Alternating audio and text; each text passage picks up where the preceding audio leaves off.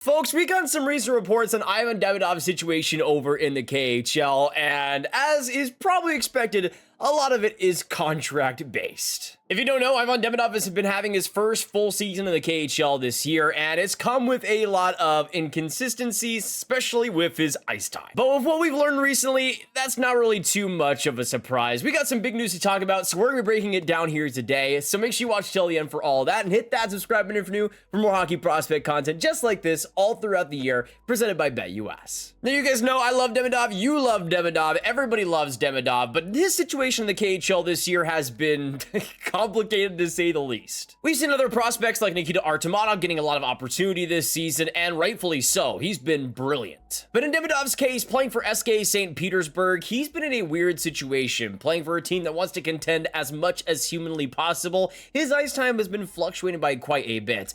Not really something I would agree with, because Demidov is easily one of the best offensive players on that team, but to each their own. Not only is Demidov having to adjust to the physical pressure, the pace of the KHL level, he's also having to deal with a team that, to me, is just straight up mismanaging him. You have head coach at SKA, Rotenberg, who I think just doesn't work very well with younger players. He completely balked on the Matvei Michkov situation and missed out on some pretty good play out of him, and almost did the same thing with Demidov. Even though Demidov didn't get loaned like Michkov did, his ice time has been incredibly inconsistent, going from, at times, like 15 minutes of time on ice and really looking great to the 13th forward for no discernible reason. Just looking at the game logs for the KHL this season, it has been pretty wild to look at, because he actually started out pretty decently, getting around 10 to 13 minutes of time on ice, and there was even a game there where we got 16 minutes and 26 seconds of time on ice. But really, ever since October was when things started to take a little bit of a downturn, where his ice time really started to steep down. He got as low as 3 minutes and 17 minutes of time on ice back on October 10th, which is just ridiculous, and he's gotten as high as 13 minutes and 49 seconds when he scored that goal. But it's been all over the place, and Demidov really hasn't had this consistent spot like he probably should. Now we're going to move on into Demidov's contract situation, the recent reports as to why he's not getting the ice time that he maybe deserves. But first, let's talk about today's sponsor in BetUS for a second here. If you guys don't know about BetUS, yes, now is the time with the NHL season fully underway. You can go through every single game, make your picks there on the over-under, on the money line, and everything. You can also go for the divisional races, the award races, and also, of course, the Stanley Cup. And if you guys are going to get just started here, use code YouTube150. It'll help the channel out a ton. But you'll get 150% sign-up bonus on your first deposit and an 125% sign-up bonus on your next two deposits. And with 24/7 payouts, 24/7 customer service, BetUS is the place to be for this hockey season. Now let's finally get into the reason why Demidov's ice time has been so weird, been so inconsistent this season, despite his incredible play up to this point. And we got a recent article here from TVA Sports, Nicholas Cloutier, giving us an inside look into what's going on here. Now, when we end up translating this tweet, he ends up saying, did Ivan Demidov turn down SKA contract extension offers 3 times last month? At least that's what a source close to the player's entourage claims, saying that would explain a lot of things. That's dang right, Nicholas, dang right. Over on TVA Sports, the headline reads, we finally understand what lies behind Ivan Demidov's purgatory. And I mean, it's a pretty cryptic way of putting it, but it's true. According to Cloutier's source, Ivan refused all 3 times about a potential contract extension with SKA, and goes on to say he doesn't want to know anything about another year of SKA. Now, this whole article is translated, so there might be some mistranslations here and there. But basically, Demidov doesn't want to talk extension with SKA St. Petersburg. Apparently, they reached out to him 3 different times to try to make a deal happen, and all 3 times Demidov said no. I'm trying to go to the NHL after this. And we get some more details into what the actual offer was. One of the offers submitted by SKA is for 2 years with an average annual value of 40 million rubles, which is approximately 560,000 Canadian, with bonuses that can exceed the value of the annual salary. Our speaker, who has worked with in the KHL and even for NHL teams over the years, assures that the young forward's decrease in playing time is directly linked to his contractual situation with SKA. As they say, it's not like he's playing badly. He's been very good, especially for an 18-year-old. He's doing fantastic things on the ice. Evgeny Kuznetsov has spoken highly of him, and Kuznetsov wanted a line mate like him, who would allow him to play the style of game he likes. He and Demidov have a great connection. And then they go on to say, for head coach Roman Rotenberg, the contract situation is a very important issue. And that's not too surprising, but it's so good to finally get confirmation for this. All throughout this year, through all the inconsistencies, there's been just so many questions. Why is SKA doing this? Why is Rotenberg so stubborn in this situation, having one of his best offensive players for a team that hasn't been that great offensively sitting way more than he should? And it's obvious. It seems like an ego problem for SKA. They're like, hey, if you don't want to stay here, we don't want to have you long term. We don't want to really have you developing if we don't need you to. And that's pretty much been the situation here. Demidov has stood his ground as he should, and he's been in his position as he's always been. It seemed like Demidov was always in a position where he was going to go to the NHL, or at least going to try to convert to North America after this season, and SKA and just their whole franchise is mad over it. As we literally get a quote that their head coach has it as an important issue for him, I mean, there you go. That's the reason why the ice time hasn't been happening. As we get with other sources saying how good he's been in the KHL so far. I mean, you don't need a rocket scientist to tell you that. Demidov has been excellent, but that is the main reason. The KHL, the SKA St. Petersburg, they're trying to hold this kid back because he doesn't want to sign there long term. And this is one of those situations where,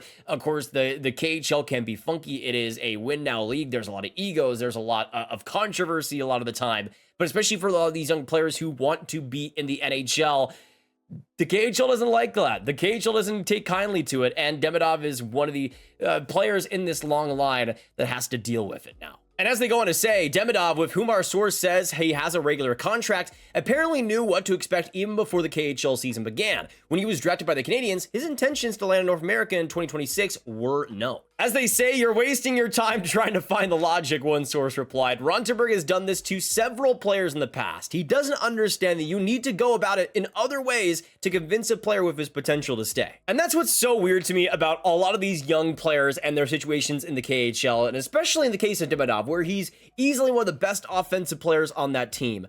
The ego of Roman Rotenberg is not only getting in the way of his relationship with Demidov and likely pushing him out the door even faster, it's also making his team worse because his team needs offense. They have been barren for goal scoring this year. So you're going to punish one of your best offensive players throughout the season to prove what? That it's better if you stay? All it's going to do is make players in the future want to leave even faster because they see what you're doing. They see how you're dealing with these younger players. They see how you dealt with Michkov. They've seen how you done with players like Marchenko, and even in the past in Alexander Romanov. They've seen how you dealt with Demidov. Now recently, it's going to be a consistent theme that you don't know how to handle your younger prospects, and those guys want to leave as soon as possible because of it. So all you're doing is making your team worse, making sure that in the future they're worse, and making sure that in the future you have less of a chance of a job.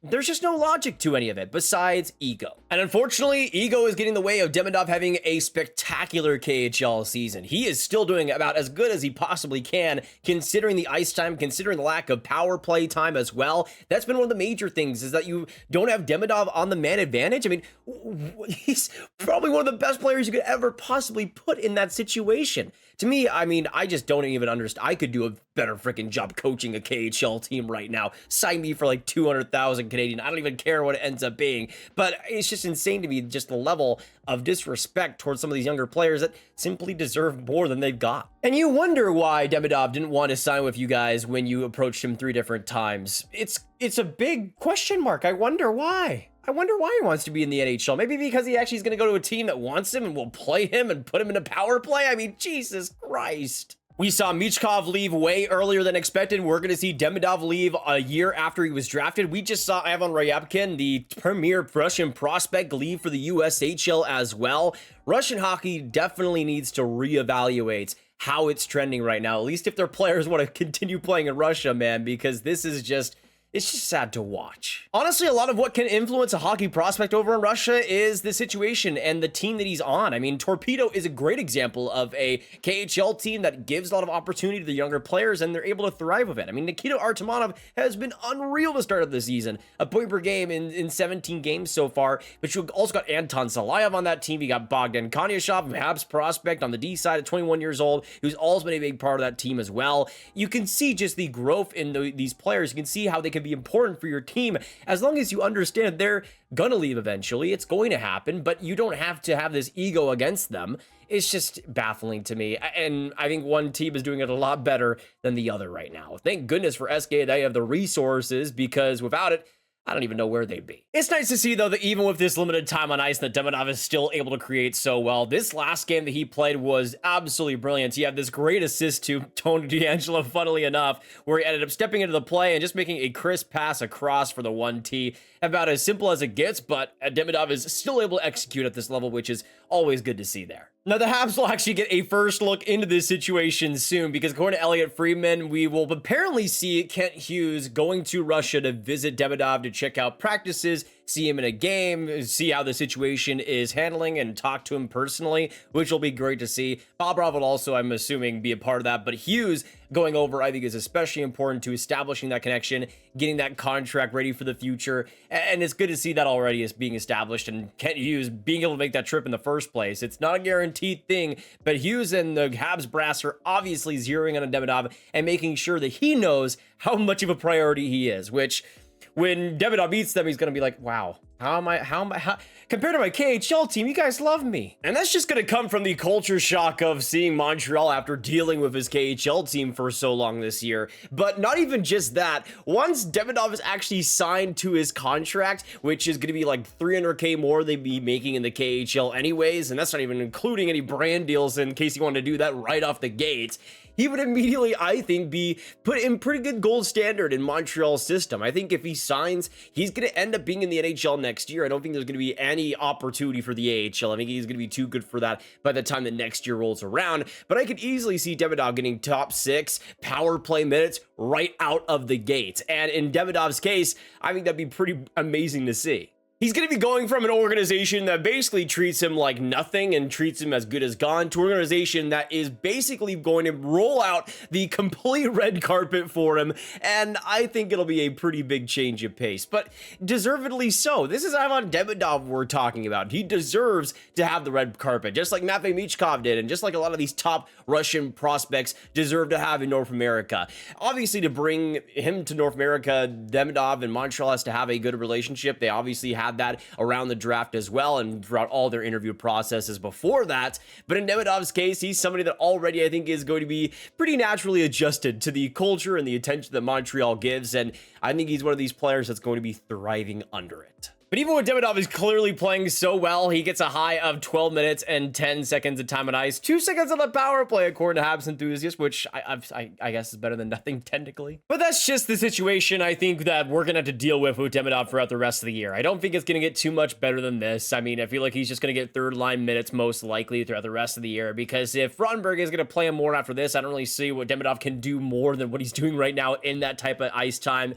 It seems pretty set in stone how SKA is treating him, and let's just be thankful that Demidov didn't sign a contract extension, because yikes. I wouldn't be too worried though. Demidov is still sick and he's shown that he can be fantastic. I think going to North America will be the best thing for him, obviously, with what SKA has proved towards him throughout this year, but it's just a matter of time before we see Demidov in the NHL looking great, putting up some great offensive numbers, and making SKA really rule the day that they treated him like this. It's sad to see it go this way, but at least, at the very least, it won't be for too much longer. Just for the rest of the season, and for Demidov's sake, he'll be able to say goodbye very quickly. But that's all I wanted to talk about today, folks. Thank you guys so much for tuning in. If you enjoyed, make sure you hit that like button, hit that subscribe button, hit the notification bell, and comment down below your thoughts on this whole Demidov situation, and what do you think about the confirmation of it being a contract dispute and SKA's treatment of him so far? I'd love to know your thoughts down below. Of course, share it with all the hockey fans you guys know, and all the Habs fans too, and click on this card for all my hockey prospects talk right in one playlist. My voice is absolutely dead for some reason, so I'm gonna go. Have a great hockey day though, guys, and I'll see you in the next one. Goodbye.